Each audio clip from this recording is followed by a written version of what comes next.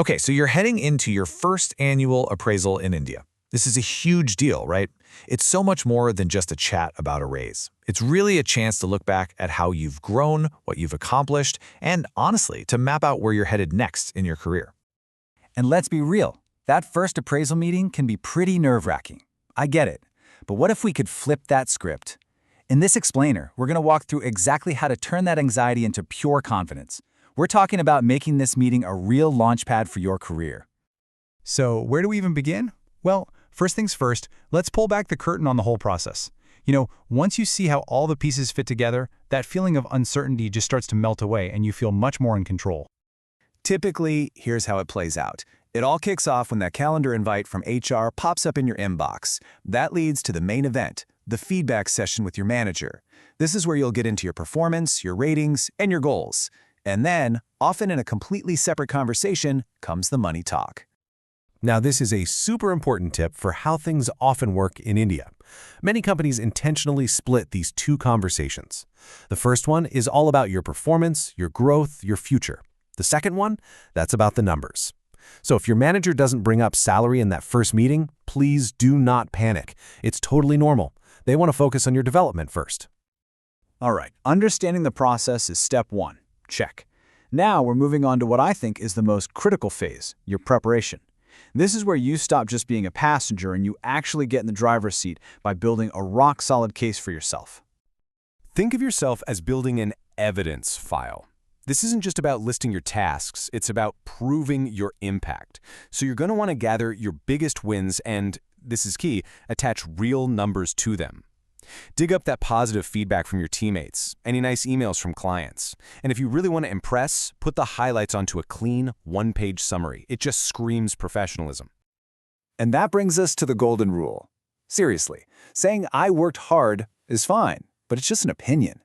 Saying I increased our team's efficiency by 15%, which saved us about 10 hours of work a week, bam, that's a fact.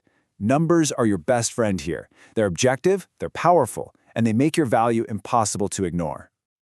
Okay, your prep is done, you've got your data, now it's game time. Let's talk about the meeting itself. Nailing this conversation is all about using the right kind of language and, just as important, avoiding a few common traps that can throw things off track. The words you choose here can totally change the vibe of the room.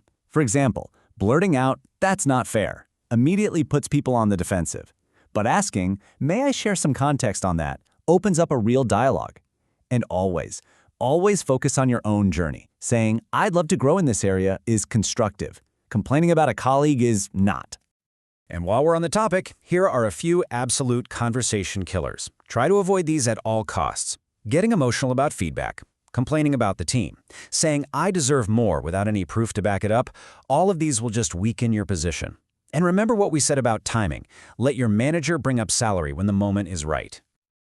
All right, you're getting near the end of the meeting. Now is not the time to coast. It's time to finish strong and set a really clear, positive path for the year ahead. This is how you take everything you just heard and turn it into fuel for your future.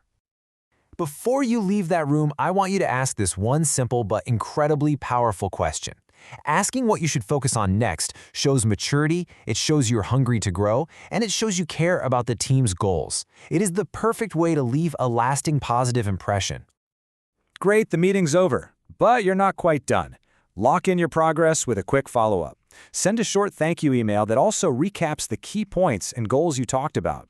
It creates a paper trail and shows you were paying attention. And then you use this whole thing as a blueprint to plan your next big moves for the coming year.